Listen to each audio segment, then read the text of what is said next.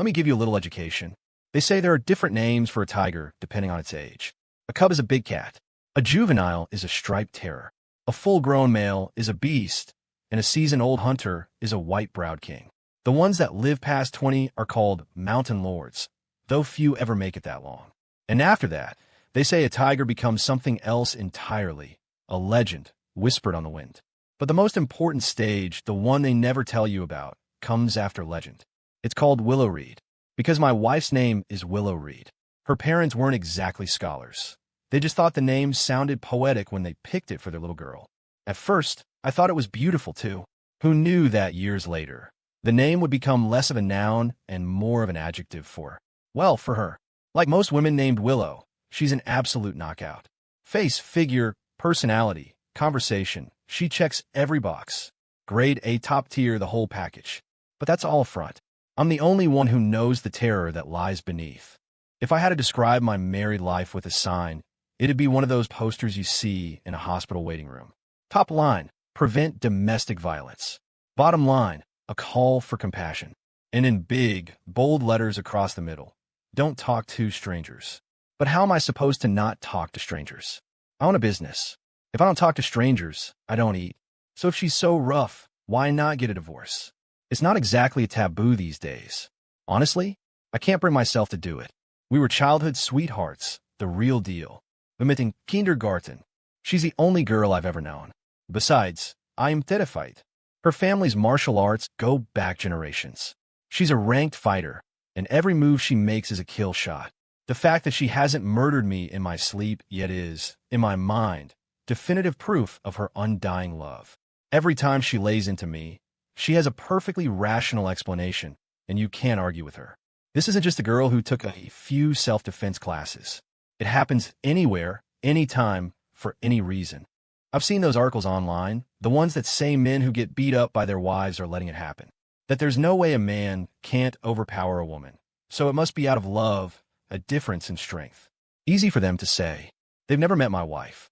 She was the queen of the kindergarten playground. Back then, I was a sickly kid, spending more time in the pediatrician's office than the classroom. On the advice of some holistic doctor, my parents had me start training with a master he knew. It was supposed to build up my strength, and it gave them someone to help look after me. So there I was, a clueless 4-year-old, forced by my parents to hold a little cup of tea and bow to some guy I recognized from the daycare. This man had a daughter. Same age, same class. But according to the school's tradition, I had to call her my senior. Yep, that was my wife, Willow Reed. From that day on, I basically lived at my master's house. Ate there, slept there. And since I was the same age as Willow, but technically her junior, I was the designated target for all her bullying. Every single day started before dawn with running, holding horse stances, and balancing on wooden posts. Rain or shine, all year round. When I was little, the runs were shorter and the posts were low to the ground. But as I got older, the mileage increased and the stances got longer. Willow was a little Hellion from the start, a constant headache for her family. She was supposed to be a girl, but she was always climbing things and getting into fights like one of the boys. My master was a strict father. Every time Willow stepped out of line, she'd be punished.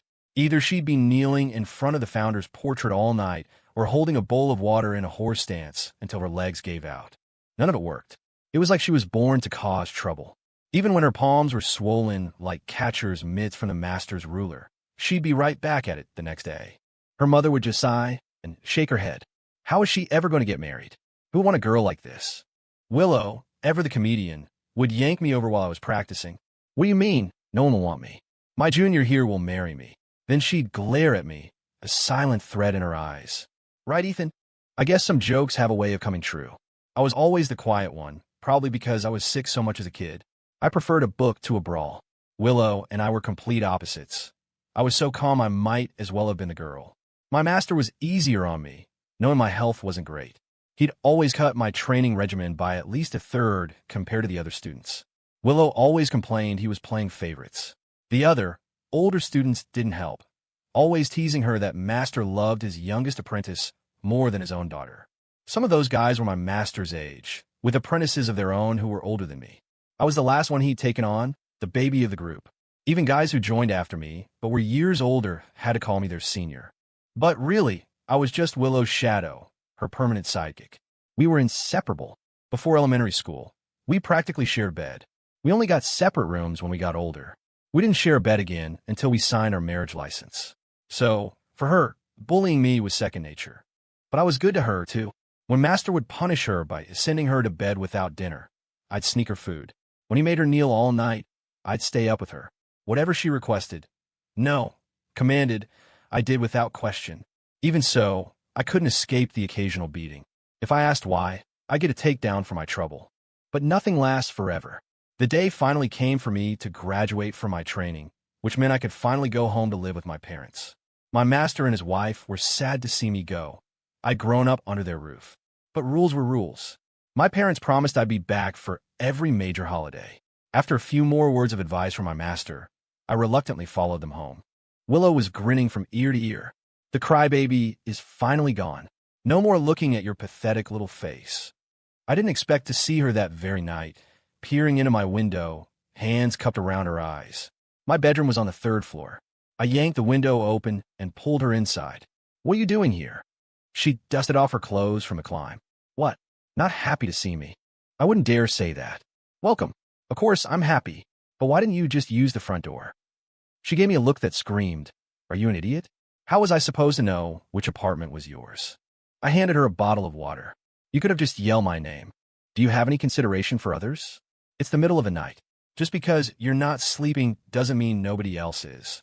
She was in the middle of lecturing me when the noise must have gotten too loud because my parents poked their heads in, worried. They walked in to see Willow sitting on my stomach, pinning both my arms down with one hand while the other was raised high, ready to strike like a hunter finishing off a tiger. My parents just stared. "What are you two?" I quickly motioned for Willow to let me go. "This is my senior from the dojo. You've met her. We're just messing around." They both just said "oh" and nodded. "Well, play nice. Don't get too rough and hurt each other." They closed the door. 5 seconds later, it creaked open again. Willow was still sitting on me. "Wait a minute," my mom said. "Young lady, how did you get in here? We've been in the living room the whole time and never saw anyone come in." Willow put her fists together in a formal salute. For those who walk the path of a martial artist, there are always ways. My mom noticed the open window. You didn't climb up here, did you? This is the 3rd floor. That's so dangerous. Next time, can you please use the door? I never said you weren't welcome." I don't know if Willow was being a smartass or just being herself, but she replied, "I'll try." My master had to come over in the middle of the night to drag her home by the ear. Even though we weren't living under the same roof anymore, we were still in the same class at school. People there didn't know our history. All they saw was Willow pushing me around and me never fighting back. It gave everyone the wrong impression, that I was an easy target, a guy who couldn't even handle a girl. So one day, 3 of the school's resident tough guys cornered me. "Do I know you guys?" I asked. The leader, a kid named Mark West, smirked. "My allowance got cut off. Figured you could lend me some cash." "Lend?" I said. "I doubt you have any intention of paying it back." Another one, Kevin Jones, cracked his knuckles. "We're taking it. What are you going to do about it?" "Sorry," I said. "I'm broke." Kevin's fist tightened. "You want a beating, kid? Don't you know who we are?" "You don't even know who you are? And you're asking me? That's just sad." The third one, Shane Price, lunged at me. "You're asking for it." 5 minutes later, the 3 of them were on the ground, nursing bruised faces and admitting they were wrong. The only thing wrong with me was a little dirt on my shirt cuff. After that, they wouldn't leave me alone. They insisted I was their new leader, their boss. They started following me everywhere. But they couldn't stand seeing their new boss getting pushed around by a girl, so they decided to confront Willow on my behalf. The end result was Willow showing them, in front of half the school, why you don't mess with her. And just like that, she was a legend. Everyone knew Willow Reed was not to be trifled with. They say a girl changes a lot in her teens, and Willow blossomed. She became stunningly beautiful, with guys lining up to ask her out. She got more love letters than a pop star, and she made more money selling the paper they were written on to the recycling center than her dad gave her for allowance. We finally went to different colleges, though still in the same city. But they were on opposite sides of town, so seeing each other was tough. It didn't take her long to get a reputation on her new campus. She sent some senior who wouldn't take no for an answer to the emergency room. Her dad had to pay a hefty sum to get the guy to drop the charges. When I went back for my master's birthday, I found Willow doing a headstand in the corner, getting chewed out. I taught you martial arts to build character and protect the innocent, he said sternly. Not so you could go out and be a bully. I was just messing with him. I barely touched him. The guy was a twig. You're more durable than he is, Ethan. Besides, he had no honor. Who calls the cops over something so small? I beat up Ethan all the time, and he never even tattles, let alone calls the police. My master's face turned red. He grabbed his teaching cane, still talking back. His wife gently stopped him. It's your birthday. All the students are here. Don't get worked up over this. Once she's married, her husband can deal with her. He tossed the cane aside. You spoil her rotten. A husband? What man would be brave enough to marry this girl? Willow just scoffed from her corner. If no one marries me, fine. It's not like I can't survive on my own. That's when Daniel, the oldest student, spoke up. I think Ethan would be a good match. They grew up together, know everything about each other. And I seem to recall Willow saying when they were little that they were going to get married. You could say it's a pre-existing engagement. I'm pretty sure Daniel has a secret grudge against me. I just can't remember what I ever did to him. Suddenly, I was the center of attention. I was counting on Willow, with her temper, to shut it down immediately, to say she'd never be interested in a guy like me. But for the first time in her life, she was completely silent. She just stayed in the corner while the other students all chimed in about what a perfect couple we were. Her mom thought it was a great idea, too. Before I knew it, the deal was practically sealed. I felt like we were getting married tomorrow. Finally, my friend Alex, the fourth apprentice, spoke up. I guess we should ask if Ethan is still willing. Everyone froze. They'd been debating this for 10 minutes and hadn't bothered to ask either of us. Then, a voice came from the corner. It was Willow. He wouldn't dare be unwilling. My mouth opened, but nothing came out. My mind went completely blank. Everyone took my silence as shy agreement. And just like that, the conversation shifted to wedding plans. When my parents heard that my master wanted me to marry his daughter, the very same girl who'd climbed up to my window all those years ago, they were floored, especially when they saw Willow now. She was a completely different person. I don't know if it was an act, but in front of my parents, she was the picture of grace and elegance. And that was that. Willow Reed officially became my fiancée. Both our families agreed we'd get married after graduation. She started visiting me at my college, making it very clear to everyone that I was hers. My roommates told me how lucky I was to have such a beautiful girlfriend. Only my 3 followers, Mark, Kevin, and Shane, were worried about my future. Mark handed me an apple. Boss, she pushed you around this much before. What's going to happen after you're married? She's going to kill you. Kevin chuckled. Nah, he's used to it by now. He's got a high tolerance for abuse. Shane just looked at me with pity. Boss, before, if you couldn't handle it, you could go to your master or even call the cops. After you're married, it's not bullying anymore. It's domestic abuse. And nobody can help you then. They were joking, but the more they talked, the more I started to dread the wedding. But the day came, as it always does. I brought my 3 guys with me to pick up the bride. Her brothers from the dojo blocked the door, but after a few token cash-filled red envelopes, they let us in. One of my master's grad students, who went to my college, whispered to me, Dude, you have no idea. Your fiancée has been standing on the balcony since dawn, watching for your car.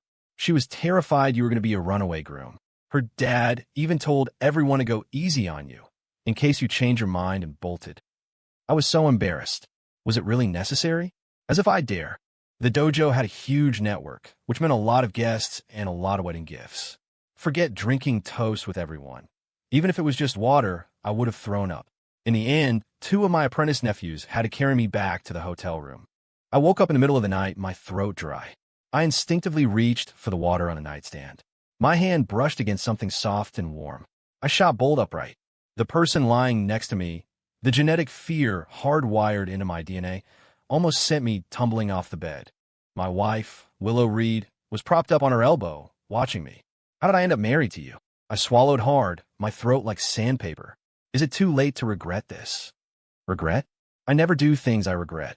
But since our school has rules, I think our house needs some too. I put on my best smile. You name them. I'm all ears. She frowned. Why are you so far away? Get over here. Every cell in my body screamed no. I can hear you just fine from here. Her expression shifted. Do I have to say it again? I scrambled over until I was right next to her. Willow held up one finger. First, you have to be good to me for the rest of our lives. Naturally, I agreed instantly. She held up a second finger. Second, in this house, big or small, what I say goes. Feeling brave, I gently pushed one of her fingers down. I think that could be included in rule number 1. She slapped my hand away and held up 3 fingers. Third, when I'm talking, you are not allowed to interrupt. I nodded like a bobblehead, waiting for rule number 4. Instead, she asked me, do you have anything to add? Can I please have a glass of water? My throat feels like it's on fire. Willow waved a dismissive hand. Go on, go on. You have such a low tolerance for alcohol. We'll have to work on that. Can't believe I have to take care of you. I felt like I'd just been granted a presidential pardon. I threw on my pajamas and practically fled the room. Just as I reached the door, I heard her voice behind me. Come back soon. I can't sleep alone. I understood. At our master's house with so many students, space was tight. Aside from our master and his wife, all the apprentices shared rooms. When she was little, she shared a room with me. When she got older, she was with the other girls. Then in college, she lived in a dorm. She was never alone. Tonight, it was just the 2 of us. I took a long drink of water, feeling my soul return to my body. Babe, do you want anything to drink? I turned around. Willow was standing right behind me. I hadn't heard a thing. The glass nearly slipped from my hand, but she caught it just in time. My heart nearly flew out of my chest. Babe, I stammered. Why'd you follow me out here? She placed the glass on a nearby table. To see if you were bad-mouthing me behind my back. I clutched my chest. I would never. So you're just thinking it then? Absolutely not. My respect for you is like. She covered my mouth, then pulled her hand away. Shut up, and stop calling me senior from now on. I've been calling you that for over 20 years. It's a habit. You'd better break it. It makes it sound like I'm way older than you. What should I call you then? What do other people call their wives? Call me that. Other people? I've never really paid attention. You tell me what you want me to call you, and I'll call you that for the rest of my life. Willow thought for a moment, seriously considering it. How about baby? It's intimate. You call me baby, and I'll call you baby. I wasn't so sure. Isn't that a little cheesy?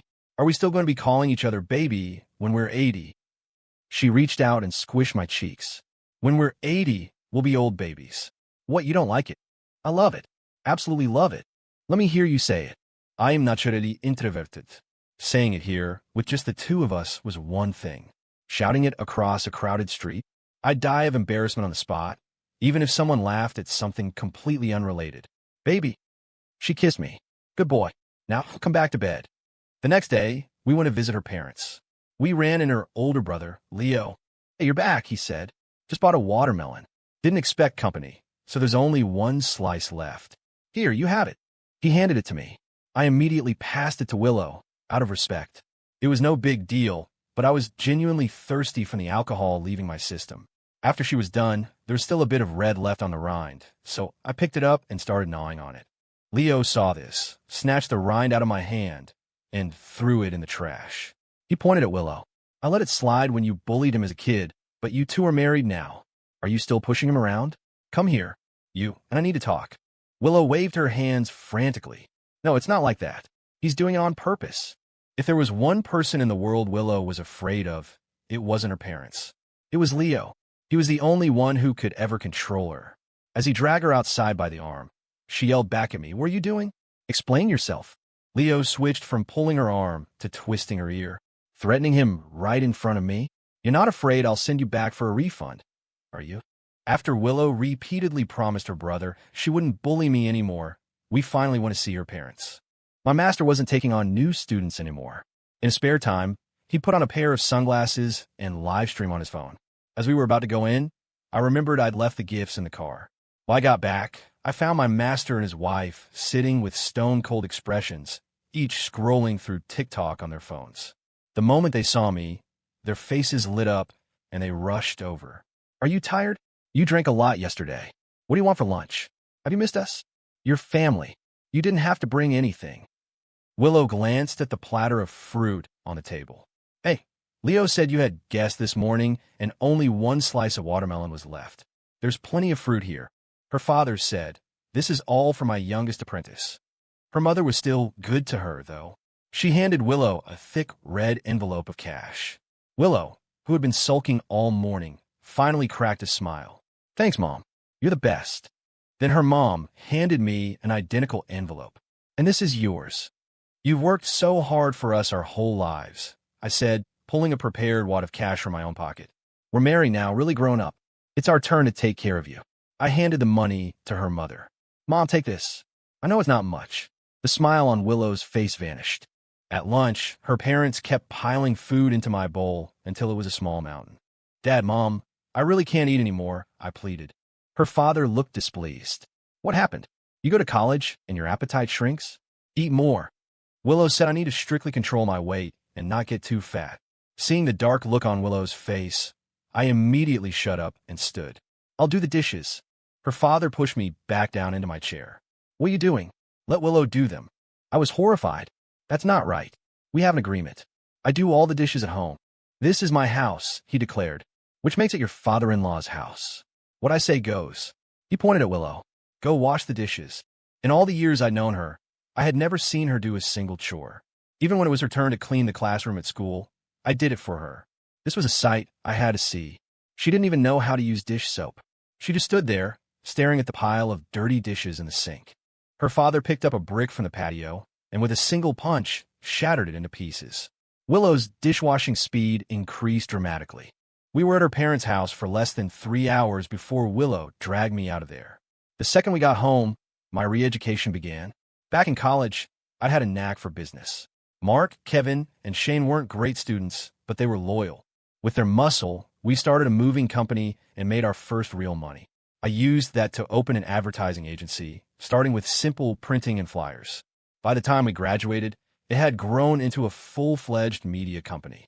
We had our own magazine, a talent agency, and an event planning division, though our main business was still producing commercials and promotional videos for major corporations. We made a name for ourselves and won a few awards.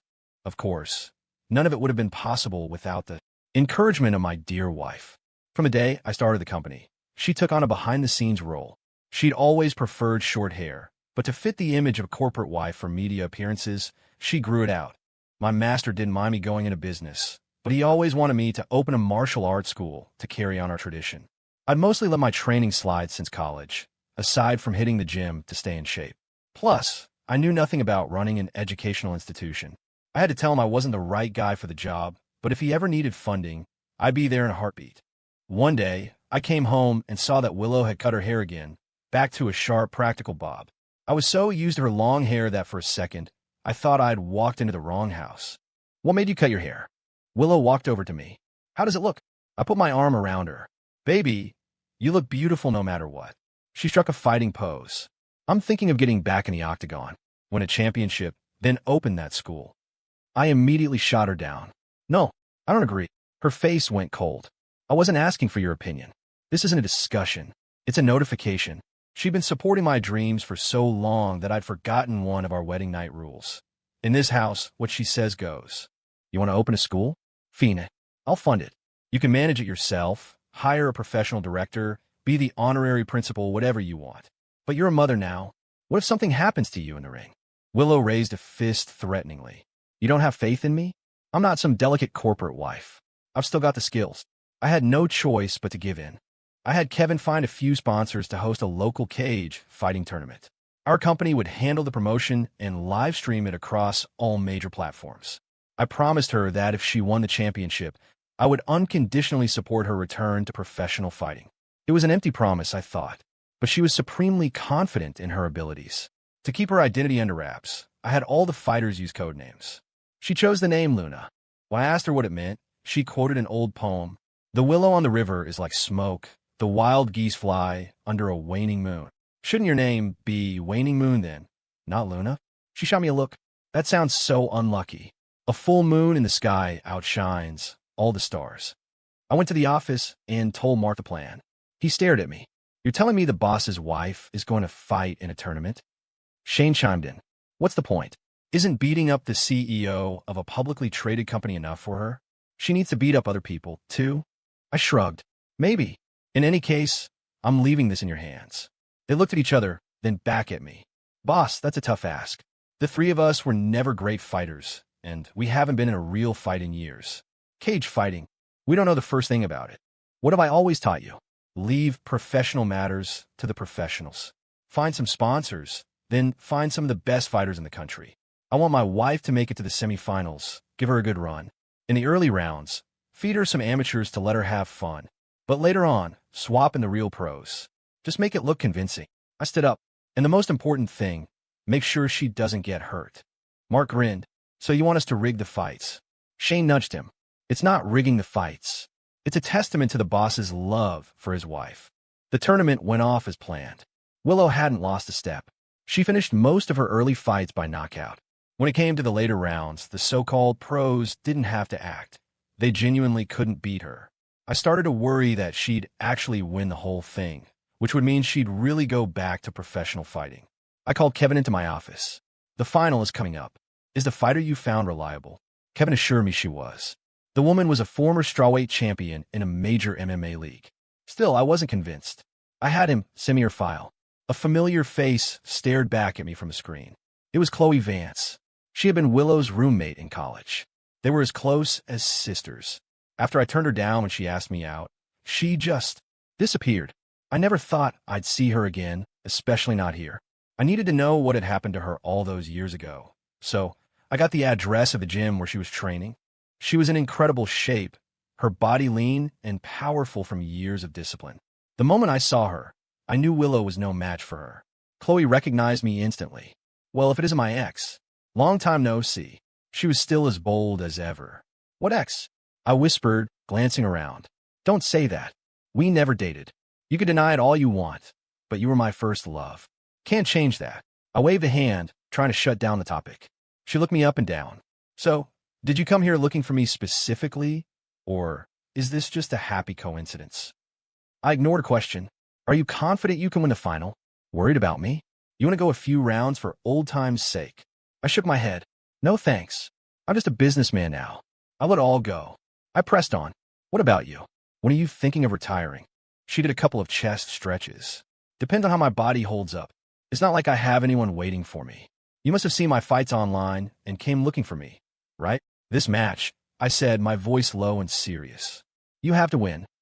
Of course. I'm a champion. Chloe's eyes flickered to the entrance behind me. Is it your girlfriend? I turned. Willow was standing at the entrance to the training facility, watching us. My wife, I corrected. Am I senior from the dojo? You know her. Chloe's eyes widened in genuine shock. Willow Reed, you actually married her? That's unbelievable. Willow walked over to my side, studying Chloe from head to toe. Chloe Vance? Is that you? Hey, old friend, Chloe said with a tight smile. Fancy meeting you here. Willow's fingers clamped onto my ear. Speed? Who contacted who first? Chloe sighed dramatically. Still treating him like this after all these years? I couldn't stand it back then, and I can't stand it now. Willow wrapped an arm around my neck, pulled me close, and planted a kiss on my cheek, marking her territory. He's my husband. I'll treat him however I want. How we act is none of your business. Chloe leaned against the ropes. He's one of a kind. Any other man would have divorced you years ago. No, he never would have married you in the first place. I have to wonder what kind of spell you put on him to treat him like this and still have him stick around. Willow rolled her eyes. You wouldn't understand. It's called love. I call it something else. That was it. Willow let go of me. It's been a long time, Chloe. You want to spar? Chloe let out a short, sharp laugh. Let's save it for the final. I wouldn't want anyone to say I was bullying you. Then she looked at me, a playful glint in her eye. Our eyes met, and my mind went blank until Willow was pulling me away. Chloe waved, and I could almost hear her say, see you later. In my heart, I silently replied, goodbye. Willow was not happy with me. Even though I had rejected Chloe's advances back in college, she was still convinced something was going on between us. Back then, Willow and I were just training partners. But the day she found out Chloe was interested in me, she stopped speaking to her. It was clear, even then, she thought I belonged to her. When we got back to our building, Willow was waiting for the elevator, a 20-liter water jug in each hand. Let me get those, I offered. Instead, she just picked them both up and took the stairs. Kevin whispered to me, the boss's wife is mad. Mark snorted. No kidding. You can feel the anger coming off her in waves. A stray dog would get kicked just for walking by. Shane suddenly turned around. Boss, I just remembered I have something to do at home. I'm going to head out. The other two immediately chimed in with their own excuses. So much for loyalty. They call me boss until there's the slightest hint of trouble. Then they run for the hills. When we got back to our apartment, Willow started cleaning. We'd had a housekeeper ever since the business took off, and before that, I did all the chores. Other than putting on makeup, I'd never seen her touch a broom. Today, she was wielding it like a legendary spear, the bristles whistling through the air. If I hadn't kept my distance, I'm pretty sure she would have taken my head off. Baby, I swear today was the first time I've seen her since college. Who asked you? She said, her voice like ice. You can check my phone if you don't believe me. You wanted to check, so I'll check. What do you take me for? Besides, who knows if you have a burner phone or a secret account? The fact that you're so willing to let me look just means you already deleted all the evidence. I was speechless. What are you talking about, evidence? You might as well just convict me and sentence me to death right now. Willow threw the broom down. You want to die? Not that easy. You're going to tell me right now what you're hiding from me. I swear on my life, I said, my voice full of anguish. Since we got married, the longest I've ever been out of your sight is 3 hours. You know all my passwords, you manage all our money. What could I possibly be hiding from you? Willow grabbed a handful of my hair. You dare raise your voice at me? For the love of God, I'm innocent. I cried, grabbing her wrist. Please, not the face. I have a business meeting tomorrow. Just as her fist was about to connect with my cheek, the phone rang, saving my life. I scrambled to answer it. This is a very important call. Willow glared at me. Put on speaker. I hit the speaker button, only then noticing it was an unknown number. Whatever I thought. If it buys me a few minutes for her to cool down, it's worth it. Then, I heard Chloe's voice from the speaker. Are you free right now? Willow's brow furrowed. She gripped my arm tighter, her eyes telling me to answer. I ignored her question and asked one of my own. How did you get my number? After you left, I found out you're a big shot now, Chloe said smoothly. That you're the one sponsoring this whole tournament. As one of the top contenders, it wasn't that hard for me to get a little closer to my new boss. Willow squeezed my arm, so hard my voice cracked. Let's skip the getting closer part. Just focus on the fight. Don't worry, Chloe said confidently. I'm going to win. Good. What's that noise? Are you busy? I clasped my hands together, pleading with Willow with my eyes while saying into the phone, oh. I was wondering if you'd like to have dinner with me tonight. Willow's eyes were practically shooting fire. I can't, I said quickly. Some other time. Don't you want to know what I've been through all these years? Aren't you even a little curious? That was the whole reason I went to see her. A conversation interrupted by Willow's sudden appearance. I was dying to know, but right now, not a chance. No, not really, I said. My curiosity isn't that strong. We barely know each other. Is Willow with you right now? Chloe said suddenly. Is that why you can't talk? I'll let you go then. You can guess what happened next. The beating was the least of it. The next morning, Mark came by to drop off some files. He knocked on my study door.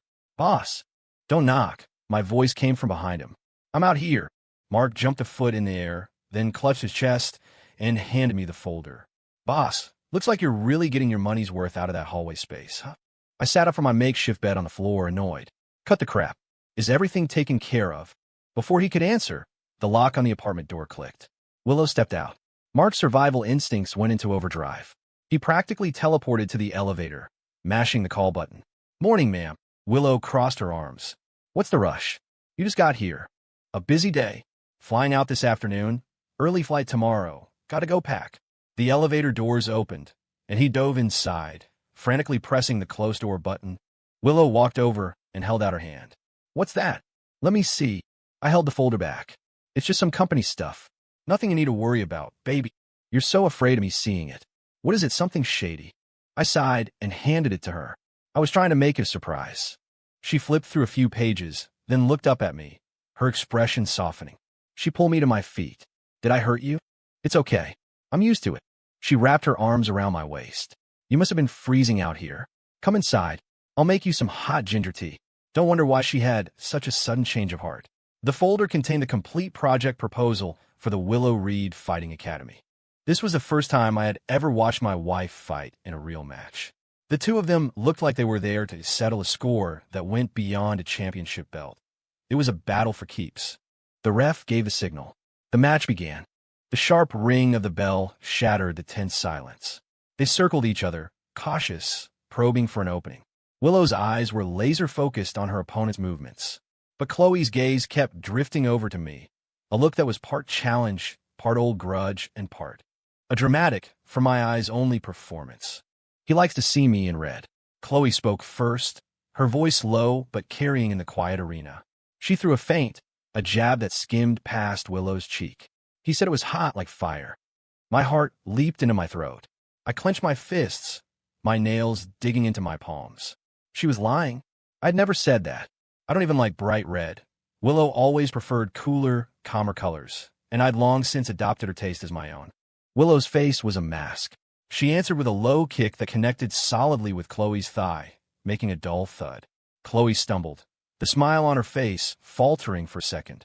His closet is nothing but black and white, Willow said, her voice as calm as a frozen lake, but her attack was a storm. A flurry of punches drove Chloe back against the cage. I'm the one who organizes it. He never cares about colors, except for that one orange t-shirt I bought him that he said was too loud. Nice one, Willow. I screamed in my head. That's right. Show her who really knows me. Chloe leaned against the cage, catching her breath. Her eyes turned hard. Is that so? Then do you know about the small brown mole on his right butt cheek? She suddenly ducked low, shooting for a takedown. A bomb went off in my head. How could she possibly know that? It was something so private, something only. Willow reacted faster than I did. She stopped the takedown with a hard knee, but for the first time, I saw a flicker of something in her eyes. She glanced at me for a fraction of a second, but the question in that look was a needle twisting in my gut. How can anyone know about that unless they were intimate? A cold dread crept up my spine. This woman's mind games were terrifyingly deep. It seems, Willow said, her voice still steady, but her pace quickened, her kicks and punches landing like a drumbeat on Chloe's guard, that you've been paying attention to things that are none of your business. I'm just taking back what should have been mine. Chloe's voice was becoming hysterical, her counterattacks wild and emotional. He deserves a woman who loves him, not someone who treats him like a punching bag. If it hadn't been for you back then. There are no ifs. Willow cut her off, her voice absolute. She saw an opening in Chloe's defense and landed a heavy right hook on her cheekbone. Chloe grunted, her eyes losing focus. Her guard dropped. Now, Willow gave her no time to recover. She pounced like a lioness, a whirlwind of controlled fury. A left hook, a straight right, a devastating body blow. Chloe crumpled like a marionette with its strings cut, absorbing a torrent of punishment, barely able to protect her head. I forgot to breathe. I watched Willow, her profile etched in determination under the bright lights, sweat flying with every punch. Each blow was a statement, a defense of our life together. She wasn't just fighting for a title. She was fighting to erase the filth Chloe was trying to smear on our marriage. My chest filled with a painful, overwhelming mix of pride, guilt, and love. The referee saw that Chloe was defenseless and jumped in, pulling Willow off. The fight was over. Go. The winner, Willow Reed. The crowd erupted. Willow didn't celebrate. She stood in the center of the cage, chest heaving, her hair and clothes soaked with sweat. She glanced down at Chloe, who was being tended to by medics, and then her eyes found mine through the cage. There was no victory lap, no demand for an explanation, just exhaustion, and a look that said, we'll deal with this at home. Knowing I might get knocked out myself, I pushed through the cheering crowd and rushed to the octagon gate.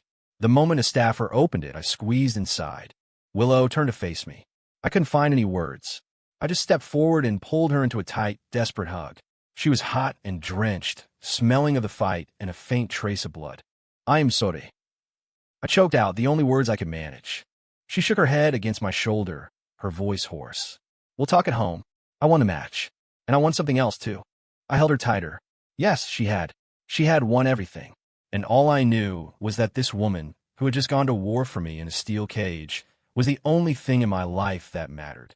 As for Chloe and that damn mole, I had a feeling I'd be spending the night on the hallway floor, trying to figure out how to confess and be forgiven.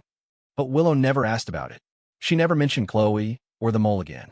I spent weeks walking on eggshells, the unspoken question hanging over me like a guillotine, ready to drop at any moment. It was like a game of chicken. She was waiting for me to confess, and I was waiting for her to ask. We were at a stalemate. Or maybe it was all in my head. Maybe she never believed Chloe in the first place. After all, we'd been together forever. We were childhood sweethearts, inseparable partners, two peas in a pod. Because we had a deal, her winning the championship meant she was officially going pro again. She got her flyweight title, and the Willow Reed Fighting Academy officially opened its doors. One afternoon, while Willow was packing away her gear from the fight, I walked to our bedroom door, holding our son. "Mama Tiger," he yelled, full of toddler bravado. I slammed the door shut. Hearing no explosion from within, I cautiously opened it again. "Mama Tiger," he shouted again, giggling. I shut it again quickly. He thought this was the best game ever. He squirmed out of my arms, pushed the door open himself, and yelled at the top of his little lungs, "Mama Tiger." This time, the door was locked from the inside. My son, a true survivor, immediately dropped to his knees in front of the door. "I'm sorry, Mommy," he pleaded. A master of tactical retreats, he was trying to appeal to her motherly instincts.